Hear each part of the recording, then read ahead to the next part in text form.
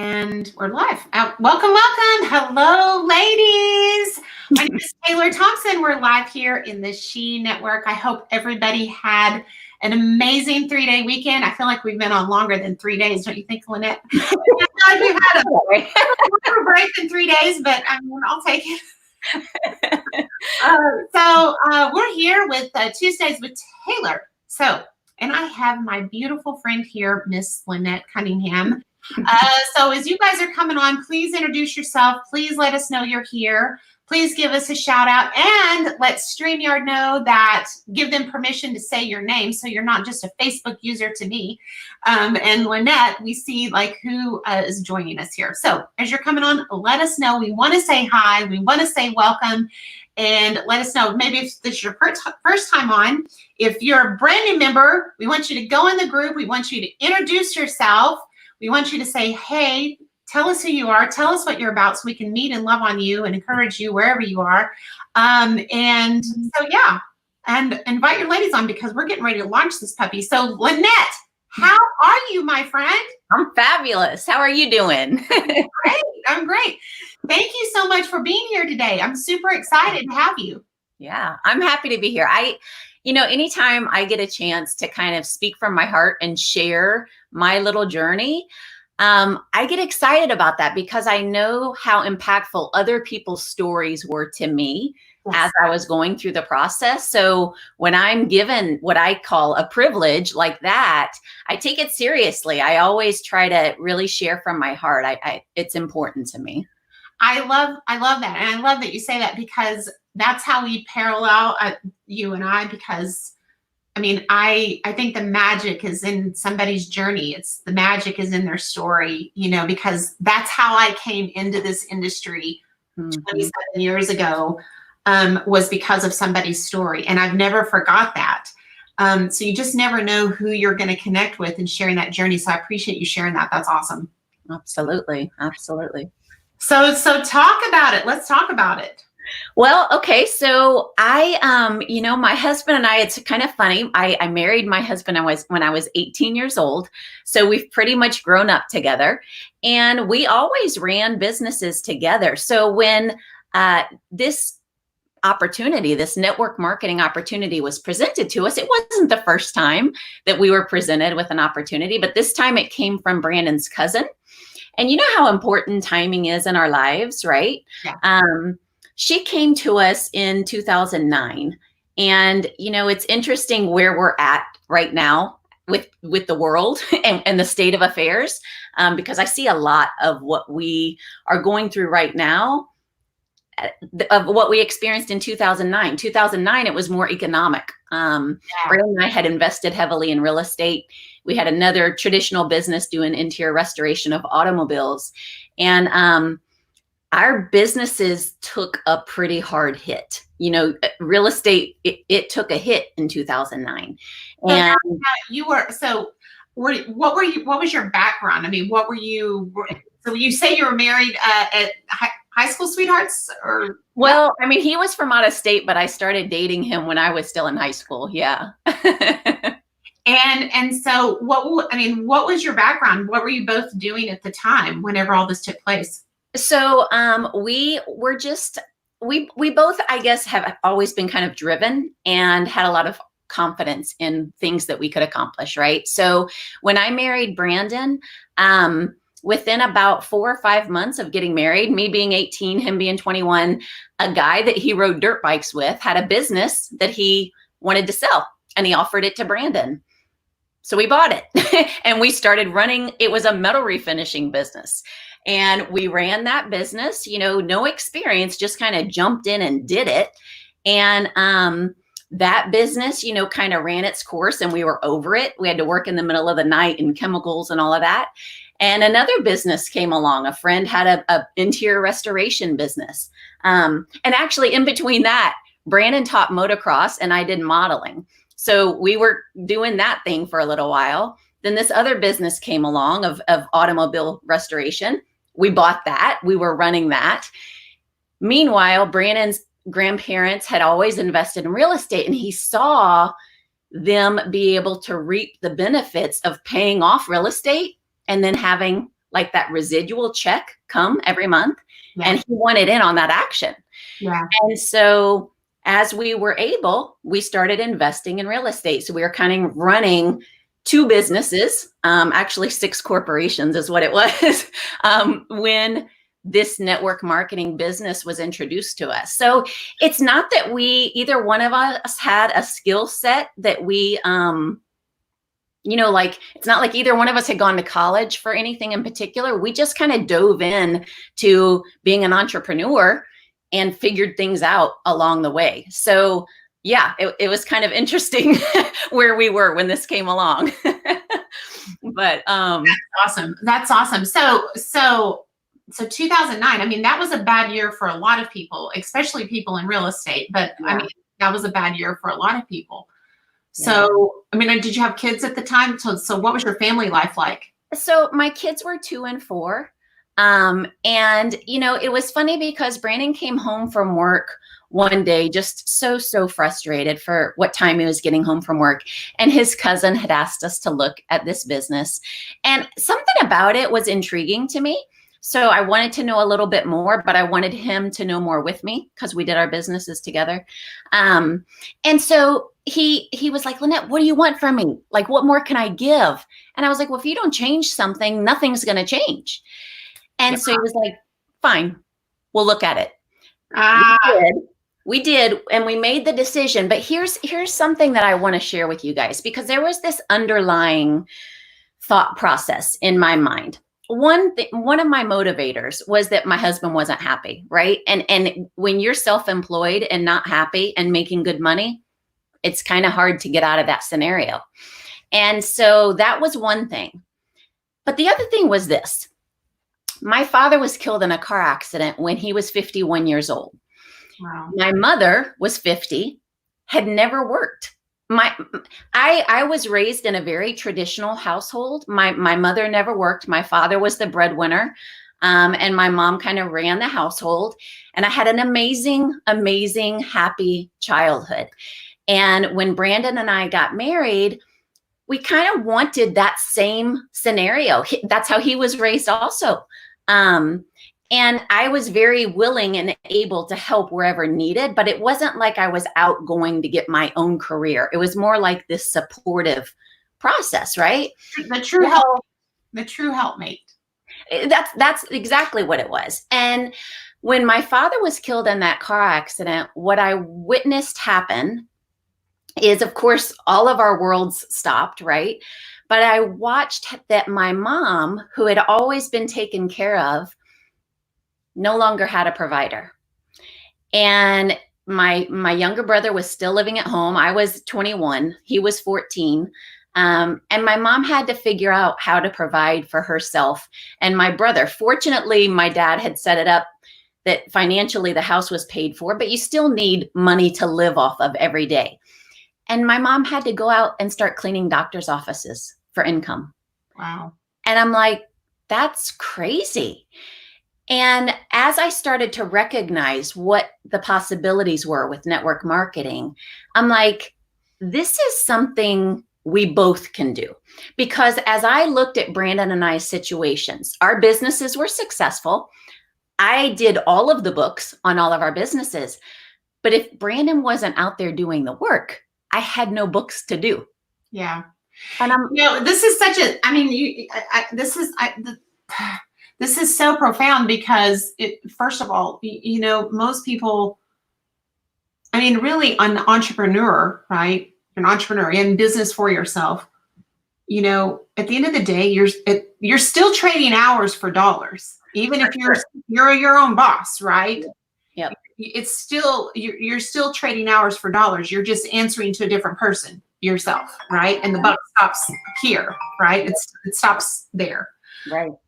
But you said something else that I loved, and where I always was taught and raised that in network marketing, that you look for people that are dissatisfied. And that's where he was. Yeah. Yeah.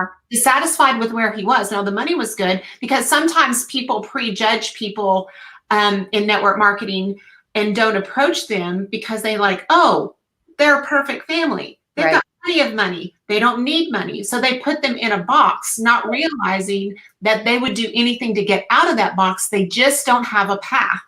And they've never been presented with an alternative that allows them to get out of the box. Right? Exactly. So I love that you're bringing this up because it's so prevalent in our space that people make decisions for other people and take the decisions away without giving them an opportunity. I try to tell that to our team all the time as new people come and join. I'm like, listen, if from the outside looking in, it looked as though Brandon and I had everything we needed. We had a custom house. We had nice cars. We vacationed multiple times a year. We worked for ourselves. It looked beautiful. The reality is we weren't happy. Yeah. And so, it's important for people to realize that you cannot decide for someone else what they want. And like I said, nobody probably had the thoughts that I had. And my thoughts were, my situation is no different than my mom's. Yeah. It's no different. If something happens to him, what do I have? I have nothing. Wow. And so I recognized that network marketing provided a vehicle for me to create another business with my husband, as we had done many times. But this time, it's something that I could continue to do. If I had to do it without him, I could. And, you hate to even think that way, but the reality is my mom didn't think that way. And, I hated watching her go through that. And especially when you have children, you start to think differently. Yeah. And I recognized I have to make sure that they're good. And so it was very eye-opening when I started to understand what the possibilities were with this business. That's powerful. Because then it makes you wonder, would you have been open if you wouldn't have had that experience, right? I mean, I always say that people have to go through the process to whatever that looks like, where their perspective is open to see possibilities. And I'm so sorry to hear that about your father and to watch your mother go through that. Yeah.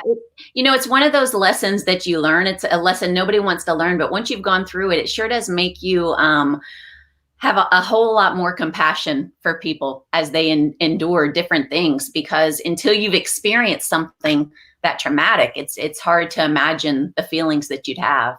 Yeah, because it's one of those things he was a young guy. You don't expect, I mean, I know that the Bible says we're not promised tomorrow, but you just don't think of, we don't go through life anticipating something going awry. Exactly. So whenever Ryan was like, what do you expect from me? How did you answer him? How did you get him on board or get him to be open to?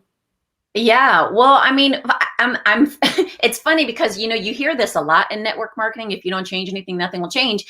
I don't know why those words came to my mind at that moment in time, but that's exactly what I told him. I was just like, you can't expect any different, you have to change something. Well, it's like Jim Rohn says, for things to change, you have to change. Exactly. For things to get better, you have to get better. Or the definition of insanity, keep doing the same thing and expecting something different, right? Right. Yeah. So that's I think because of our investing in real estate, with real estate, you understand how location can make such a big difference down the road and that sort of thing. And we also recognize that in business, timing can make a big difference. And so once we had this laid out for us, it just made sense. It was just getting him to the point of being willing to listen to what was being laid out. So, yeah. Yeah. So what happened? So we actually agreed to get on a 3-way phone call. When the phone call ended, we made a decision to get involved. We honestly, very half-heartedly made that decision. It was just kind of our gut telling us that we thought that there could be something big here. But it's funny because in the week's time, from the time that we said yes to the time that our starter kit came in the mail, which was about a week later, we did some educating. We started learning more about the product line. We started learning more about the profession of network marketing, and we got excited. And when that kit came, we made a decision. And it's funny because Brandon and I have this little competitive nature. And we kind of read in the information that came that we should share this with 3 to 5 people a day.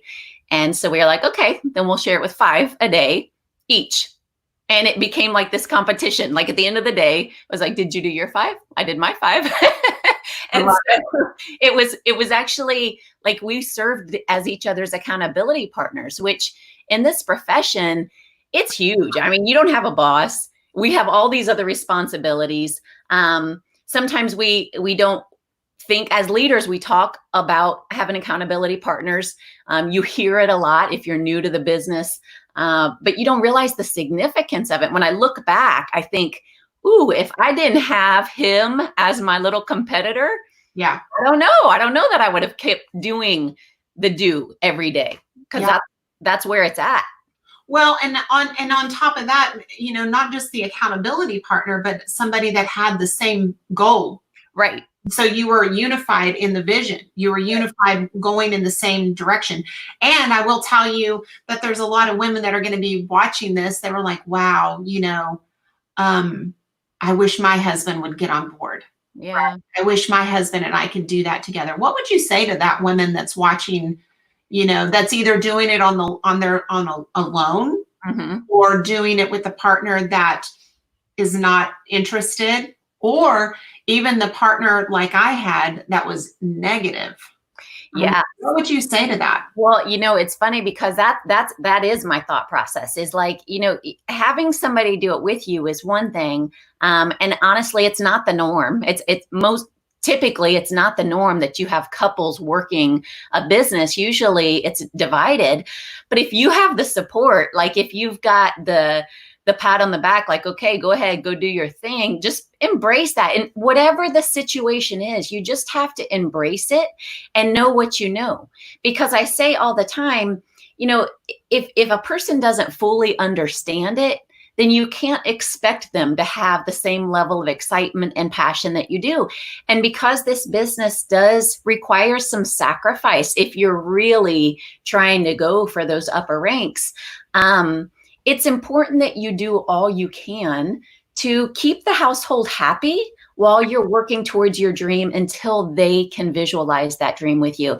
And I know in our organization, I encourage people, if it's at all possible, when there is a corporate function at a destination, wherever it may be, try to get your spouse there, not to try to convince them to do the business with you. They have to come to that on their own. Yeah. But just so that they can see the vision, so that they can understand what is possible and how they're supporting you to make it possible can actually assist the whole family. And I've watched time and time again, spouses come to those events and leave and things be completely different at home. It's not always that way. And you guys, you know, every scenario is different. But if it were me, I would do everything I could to help kind of paint that picture for them so that I could get the support that I want and need. Well, and I think, you know, I think women do a couple of things. Typically, I'll say this, typically what I see across the board, they typically do it wrong. Yeah. You know, first of all, they can use it. First of all, they use it as their reason why they can't be successful. So they use it as the spotlight, right? Yeah. The crutch. Yeah. Mm-hmm. That allows them, that gives them the path of least resistance. Or they don't do, to your point, engage them in the vision, right? Mm-hmm. You know, because even if they don't participate, I mean, what you just said is so powerful and so is allowing them to see a bigger picture than what you're saying. It's no, you know what I mean? Because all they hear from the wife is one piece of it, but whenever you take them to the event or expose them to a bigger picture, it opens their mind to the possibility, whether they do the business or not. Now they have the opportunity to see what you see, right? You not feel how you feel, but to see what you see and at least come on board, at least to allowing you the freedoms to say, okay, I'll take care of the kids while you go do your conference or be on this phone call or do whatever you have to do. The buy-in on that piece of it is so huge, is so huge. Yeah, and I know, business companies always offer incentive trips, right? Like, do what you have to do to get you and your spouse on that incentive trip, because that's another way for them to be around the people who are, you guys know, in our profession, it's a different breed of people. The mindset is somewhere different. It's a higher state of mind, a higher level of happiness, because people are thinking bigger and they're there because they want to be there. It's a different environment than what you see in the common workplace. And so to put them in that environment and on like an all expense paid trip, that is like a shoo-in. No, that means without question. I mean, I love that. And so, because I mean, we used to make this joke whenever I was, doing business. It's like, it starts out as her business, their business, and then it becomes his business, right? I mean, so I've seen that scenario many, many times. So, Yep. so you were doing your 5 a day, which I love because, those numbers start adding up because it is safety in numbers, no matter how you slice it. I mean, or what people say, it does come down to Sinaloa, safety in numbers, law of average.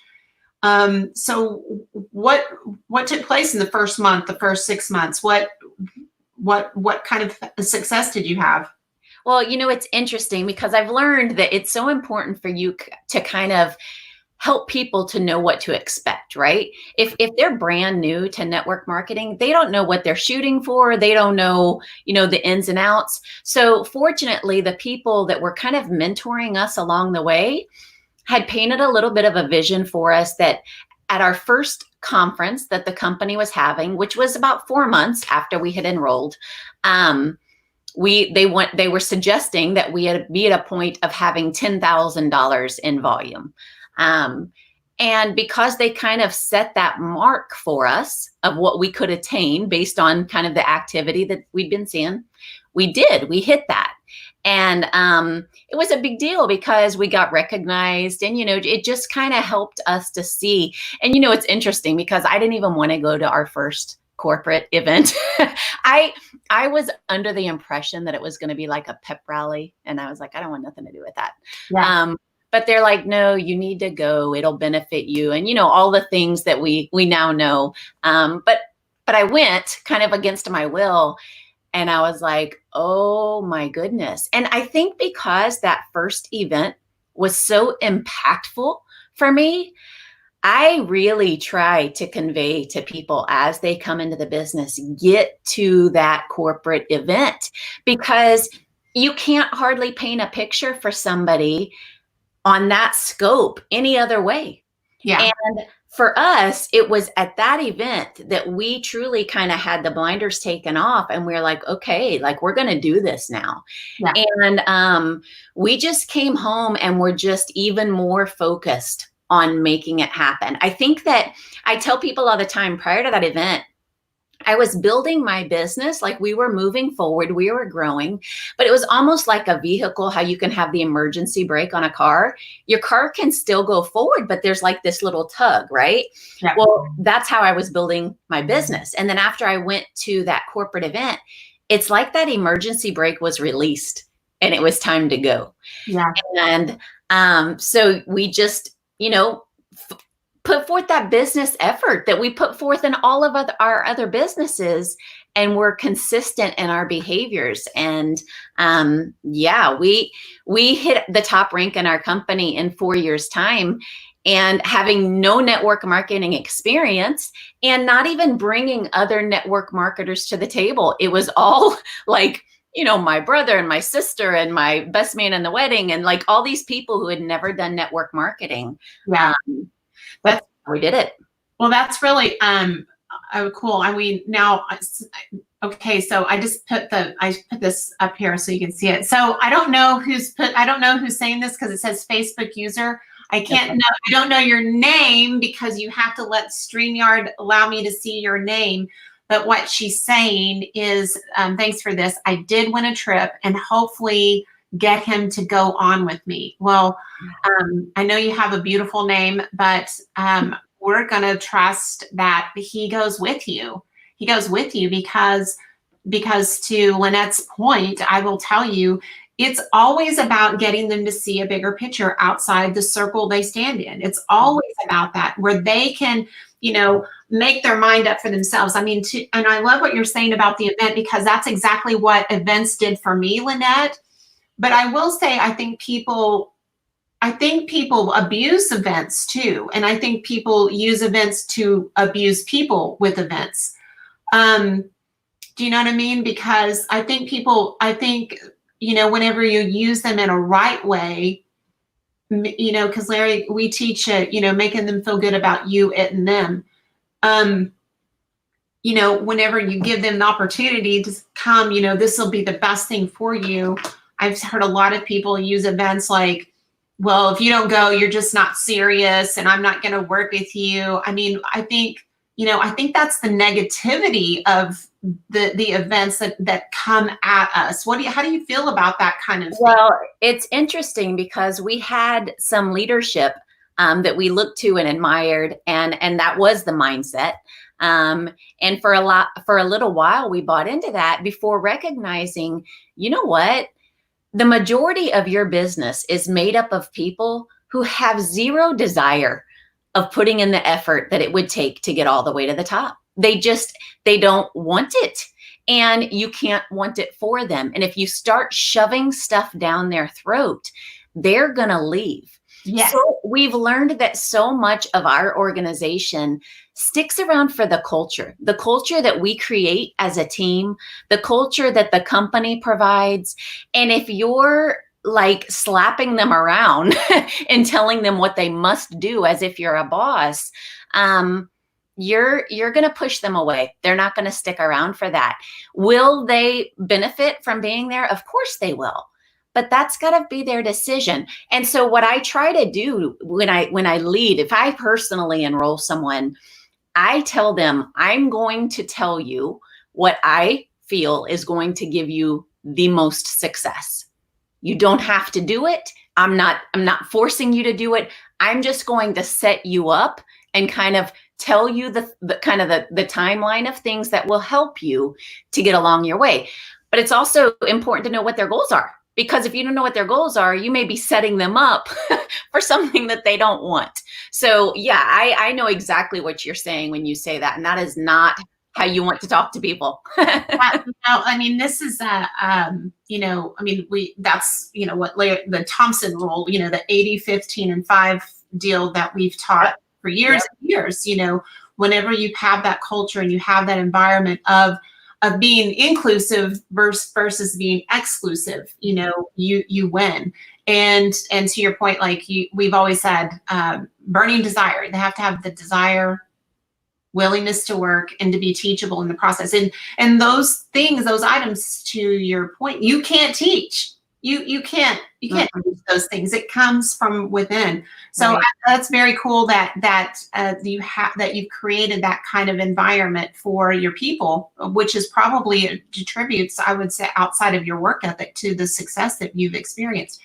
But you got there in 4 years. But I mean, I want to talk about, like, it didn't happen without some tears on the pillow. You just back. I don't believe it. It's funny because when we reached a point of having about $20,000 a month in sales volume, at our company at that point, you're making a nice little check. But compared to what we were accustomed to making, we're like, it's not worth it. It is not worth it. And oddly enough, both of us around that same time, wanted to quit. We're like, it's just not worth it. I mean, we were in the process of inviting and, following up and all of that, but we also had grown a little bit of a team, and they were all coming to us for validation and for, a three-way appointments and calls. And we felt like we were being torn in all different directions. As I said, my kids were 2 and 4. We had 6 corporations we were running. I mean, we were just up here, and our paycheck looked like it was about right here. Yeah. But we were never doing it for that paycheck, right? We were doing it for the long term. We were doing it for what was possible for the long term. And so fortunately, we just picked up the phone and called our upline, and we're like, you know what? We're in a bad spot. We want to quit. And they kind of coached us along. You're like, yeah, everybody goes through that. And this is, I understand, I went through that. And it, for a new person, you think that you're on an island. You don't think that other people will have gone through that. So I try to share that with people, because at that rank, I wouldn't have expected that we would have had those emotions, and we did. So I know that other people go through that as well. I think I think that this is a great conversation to have, Lynette, because I think there's a lot of people that start ranking up, and there's like this intersection that takes place, right? Because in the beginning, I always say it's like, okay, it is a job, because 1 unit of work equals 1 unit of pay, right? Right. And sometimes, it might be 5 units of work for 1 unit of pay. Yeah. And so it's like you cross, whenever you reach that intersection to where it's inverted, to where you start, where you have, so you have, 1 unit of work equals 5 units of pay, 1 unit of work equals 10 units of pay. So that where the leverage takes over. Yeah. And you've got to have the forethought and the wherewithal to push through that barrier. And a lot of people quit too soon. They quit too soon. John Maxwell says, don't quit short of the miracle. Like a lot of times you are right on that verge and you don't know it. And, I look back at our journey a lot, and I remember those emotions. I remember standing in my bedroom, having the phone conversation with my upline. I remember it like yesterday. I also remember that even though I went through those emotions, even though I wanted to quit, I also look back to the fact that we felt like we were growing at a snail's pace. We're like, oh, this is taking forever. It's excruciating. And then I look back and I'm like, oh my gosh, like we crushed it. But when you're in it, you don't realize it. Yeah. Les Brown says you can't see the outside of the box from the inside of the box, right? So forest for the trees, right? Yeah, exactly. And so looking back, I think to myself, oh my goodness, if I would have acted on those emotions, what I would have left on the table is crazy, because it's been 10 and a half years now. So Brandon and I have been 6.5 years at the top rank of our company. And I will say the company has since added other newer ranks that we have not achieved yet.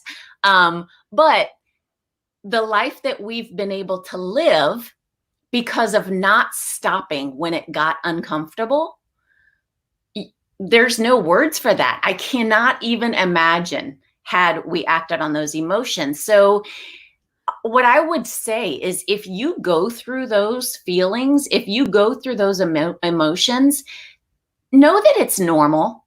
Know that every person who's gone before you has gone through those emotions. Yeah. And don't feel like you have to go through them alone. Like, call somebody who is higher in rank than you, who can coach you through that process, because you probably have already gone through the worst part. So it's like, don't stop short of the miracle. Well, and to your point, you said something very, I want to tap into, you said something, the emotions. Yeah. There's no thought in emotion. Mm. And if you make a decision based on emotion, I guarantee you it's going to be wrong. Yeah. Guaranteed. So the fact that you were talking about so many emotions and so much emotion tied around what you were experiencing. It would have, if you would have quit, if you would have cut the strings, it would have been the worst thing, to the point to where you can't make decisions based around emotion. It'll be wrong every time. Right.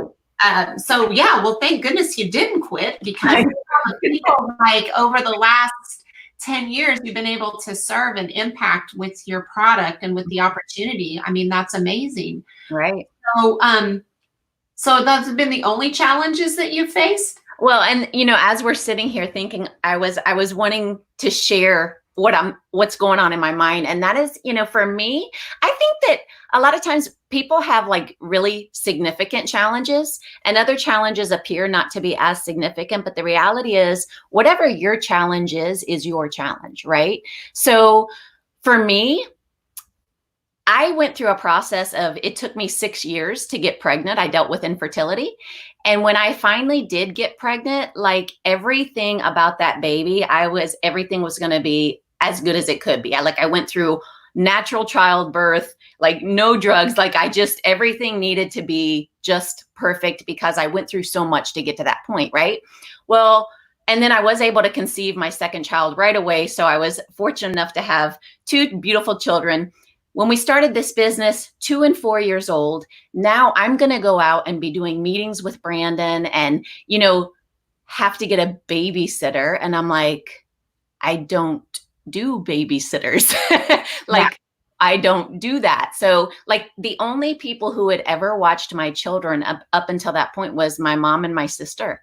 Mm-hmm. And so the idea of voluntarily going out to build this business and leaving my child with someone else when necessary, that was just like foreign to me. And for someone else who is accustomed to having a child in daycare and working, and that's like, are you kidding me? Like, that's such a small potato. I can't believe you were worried about that. But for me, it kept me awake at night. It was heavy. And I had to work through that. I had to recognize that my decision to bring someone along who, I felt to be responsible and caring, my children would be okay, would allow me to help build something with my husband that our family could all benefit from long term. But for me, that was a huge obstacle. Yeah. And as we started down that road, I really tried to avoid having them in someone else's care as much as possible.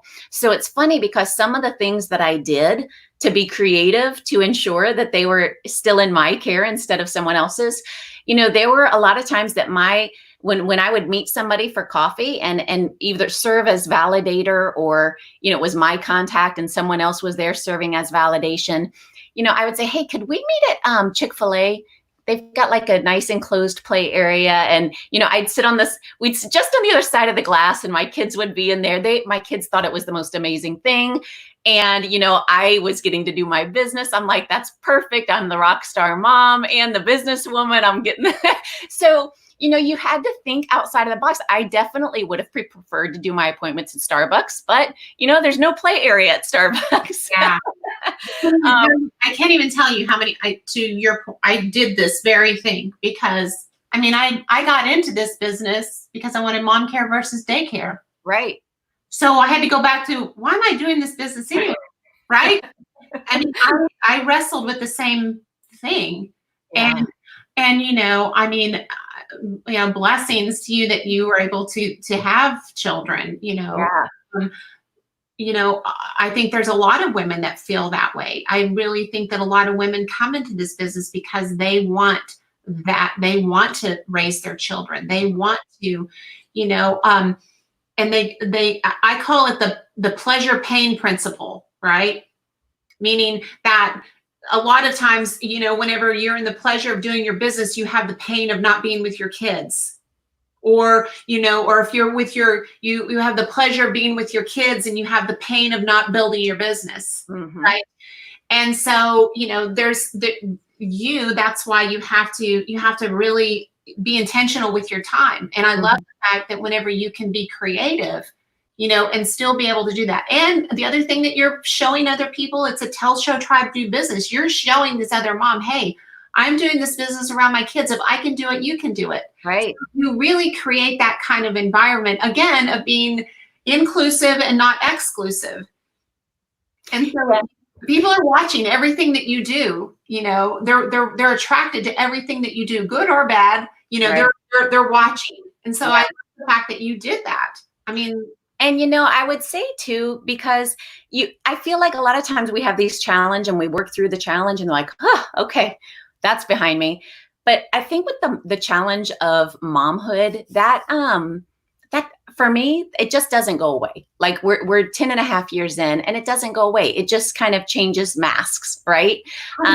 So, oh my God, mine are in their 20s and it doesn't change. It doesn't like it's the same feelings. Being mom, you're still mom. I don't care how old they are. They're still your babies. You want to do everything. It's the same. So just welcome to I'm ahead of you. I'm ahead of you in the process. It doesn't change. I'm just telling you. Well, I remember one time Brandon's cousin, our enroller, came to town from Texas, actually. And her and I were going to do a little Florida tour, just go to like 3 different cities to support our markets and leave the kids home with Brandon. And as soon as we started to pull away in the car, I started crying. And she's like, what is wrong with you? And I'm like, I shouldn't be going. I should be at home. I'm their mom. And she's like, Lynette, are you kidding me right now?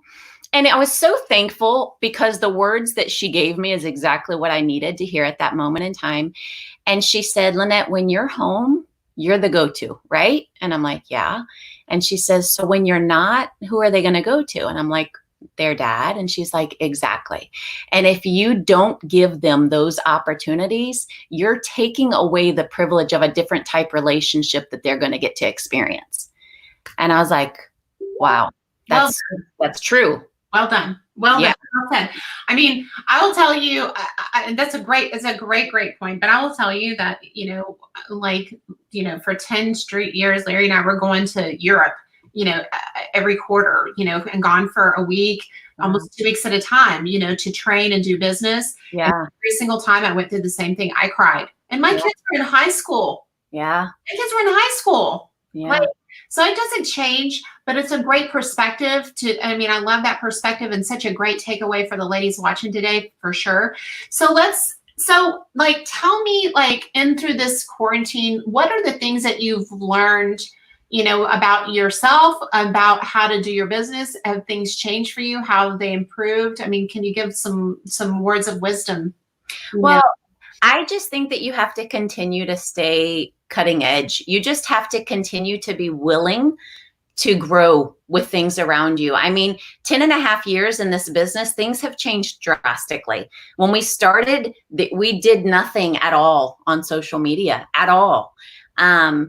Things have evolved and they are continuing to evolve. The presentations in person and, even congregating together, we're not able to do that right now. So what do? Do you sit back and do nothing? No way. You have to stay connected. And so you have to be innovative as to ways that you can do that. And, constantly finding, my husband and I have worked to try to figure out things that we can do to create engagement just amongst the team so that they want to be a part and want to be engaged. And so what I would say is you just have to continue to be cutting edge and willing to think outside of the box, which in this profession, you already did that, obviously. But you have to, it just never stops. It continues. I love that. So tell us, as mom and wife and all the different things that you juggle. So how do you keep your mindset? Do you have share with the ladies some of the things you use for mindset? What's your favorite quote or what do you use? So I'm a very routine-based person. So every single morning I wake up around 6:30 in the morning, 6:30, 6:45, and I do about 30 minutes of reading. Then I do my exercise, shower, dressed, makeup, and on with the day in my home office, right? That's my approach. Everybody has a different approach. But me kind of starting my day that way kind of gets my head in a good space. It's time that's mine. It's for myself and my own well-being. And I read the book, The Miracle Morning, and I was like, that's exactly what I do. Like that. And I feel like that really sets a tone for getting a lot done throughout the day, and being in the right headspace. You asked about like a go-to, if there's like this one. I can, anytime I need just a pick me up, Jim Rohn does that for me. I just go to YouTube and I pull up Jim Rohn, and I never get tired of listening to him speak. But to me, it's a constant thing. Any just books and videos and podcasts and different things that you can continue to feed yourself. That can't be underestimated, because if your signal is not where it should be, you're not going to attract people to you. And if you're not doing anything for yourself to keep your signal high, it's not going to stay high. So you've got to feed yourself so that your signal can remain high, and so that you can feed others. Like you have to nourish your body so that you can put out energy, right? Well, you have to nourish your head so that you can put out, tools and wisdom for the people that you're looking to build this business with. So it's a daily behavior, and it's not one that I understood in the beginning. I've never been a reader. I don't read for fun. But I recognized in this business the significance of it. And so now I'm regimented in doing that. So create a routine that'll continue to feed you on a daily basis. I love that. And I don't know, this is little FYI, or by the way, so Larry joined the same company the same day as Jim Rohn in 1968. That's insane. And has had more stage time with Jim Rohn than anybody. He's the one that brought, Larry's the one that brought Jim Rohn to Herbalife, and where he got internationally renowned. And was actually, he actually spoke at Jim Rohn's private funeral. Wow. And he passed away. So, he was there, like one of early on with Larry. So, so I too, I love Jim Rohn for sure. Yeah. For many reasons, but that's part of it. So what about, so we're going to be launching the membership here in the She Network. I'm super excited about, finally, after all the delays, I'm super excited about it. But, you're going to be sharing some excellence with the ladies here. What is it that you're going to teach them or train them? What is it that you feel like that every woman needs to know? Oh gosh, Taylor, there's so much. I feel like primarily it starts with you. You have to have a high level of belief in yourself. And I was gonna say no one can do that for you. I feel like there's people who can hold your hand initially to get you to that place, but you have to get there yourself and know that, there's other people who have accomplished great things, but they're no better than you are. Like we all have such an amazing quality within ourselves that if we just allow it to shine, we'll succeed. But it kind of starts in this headspace, and where I find that people don't succeed, it's typically because they don't believe they can, and that's where it all starts. So for me, that's kind of like the very first stop is getting the belief in yourself in the right place. So that then you can move on to other things. Love that. I love that. So we're super excited about that for sure. Well, Lynette, it has been such a great pleasure to have you here. I thank you so much for taking out time to share with the ladies and be here and share your excellence in your story. Definitely, I enjoyed. I mean, I've always seen you guys from afar. I mean, I always tell people how I met my guest, and we have a very interesting connection just because we literally met from a friend, from an introduction, and So I think that this is going to be an ongoing relationship, because after this interview, we are definitely like-minded in a lot of our thinking, without question. Absolutely. Well, thank you so much for giving me the privilege today. And I'm looking forward for a lot to come for sure. Awesome. Well, ladies, thank you so much for being here today. Thank you for your time. I hope you got some great value. And Lynette, if you'll just stay on, I'll say bye to you privately. So that's it for us today, ladies. That's Taylor Thompson, Lynette Cunningham, coming to you from the She Network, where we share her excellence, where we empower, edify, encourage you. So adios. Okay. Have a good day.